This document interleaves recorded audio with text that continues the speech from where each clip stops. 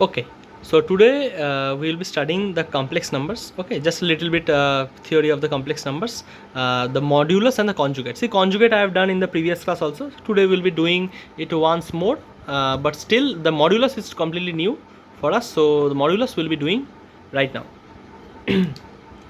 So modulus of any complex number. Okay, modulus of any complex. So what is the modulus of any complex number? Let's see.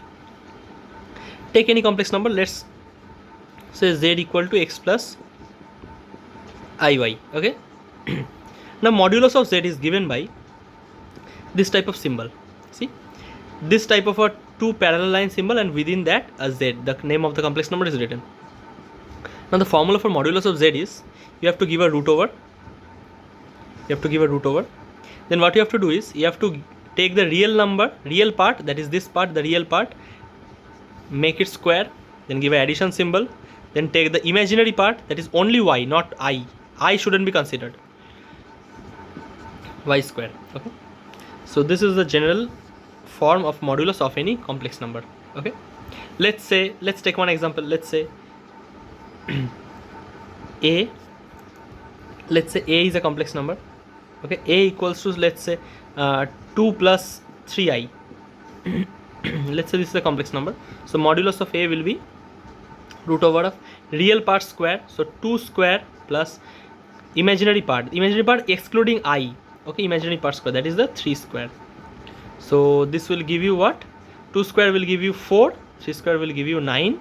So this is giving you the answer of root over of 11. So this is the answer of the modulus of complex number. Okay, so this is the very simple modulus of complex number. Okay, next we'll be coming out with the conjugate of any complex number. So now let's take up the conjugate of any complex number. So to find the conjugate of any complex number, you know, we have discussed a little bit in the conjugate portion. So conjugate, let's say this is a complex number. So now we will talk about the conjugate. Now the sign for the conjugate, see, the sign for modulus was this one. Suppose this is a complex number z, then the sign for modulus is this one. But the conjugate sign is like this. The z, the complex number name is given, and a bar in front of on the head of the complex number. This bar, this means the conjugate of this complex number. This means that x plus iy whole bar, that means the conjugate of this complex number. And conjugate of any complex number is what? The sign in front of the I will just get reversed. This is the plus sign, it will be x minus iy.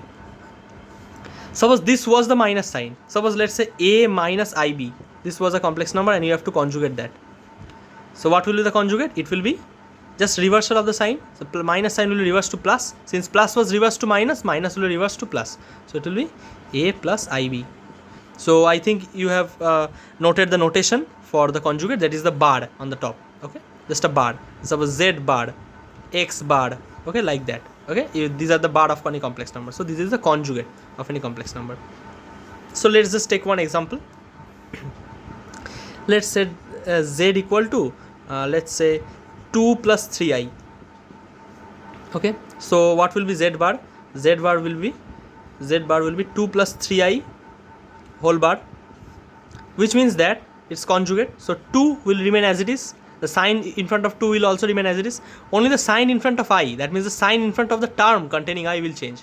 The sign is plus, it will change to the opposite sign, that is minus. Okay, minus 3i. So the sign in front of the I term of I, the sign in front of the I term will change. Okay, so this will be the answer. Okay, this will be the conjugate of the complex number. Okay, now there are some relations of the conjugate of complex number which we will be studying or discussing right now. Okay, so these are some properties of the complex numbers. So z1 comma z2 belongs to complex numbers. This sign means belongs to complex numbers. So z1 and z2 are two complex numbers.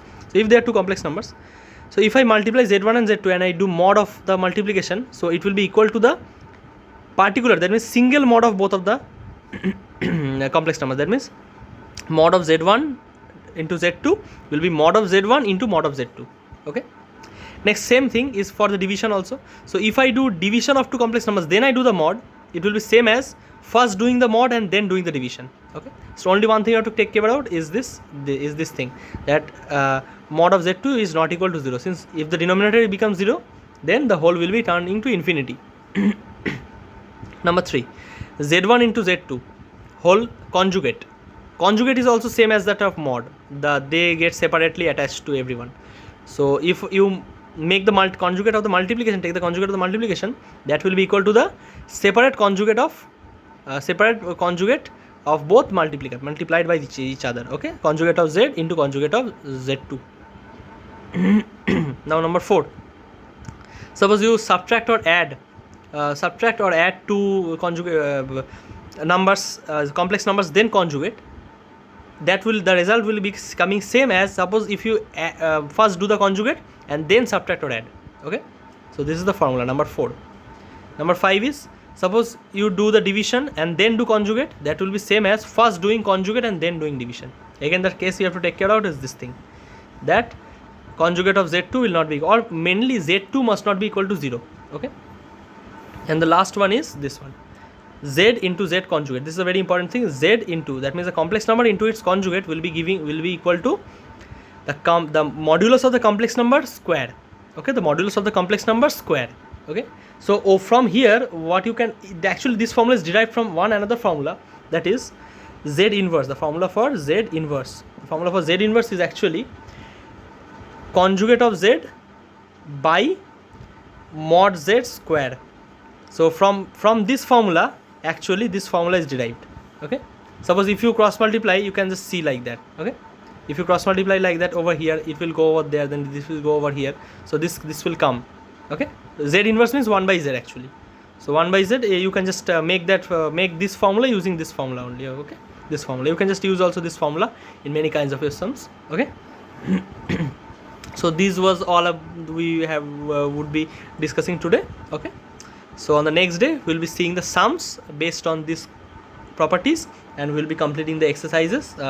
Mainly the first exercise, we'll be touching the first exercise and we'll be completing the sums. This is the basic concept. You can try some sums by your own. The sums that I have shown in the previous class, you can try those sums. The first, multiplicative inverse, additive inverse, those basic sums of the complex numbers, you can try it by your own. Okay, thank you.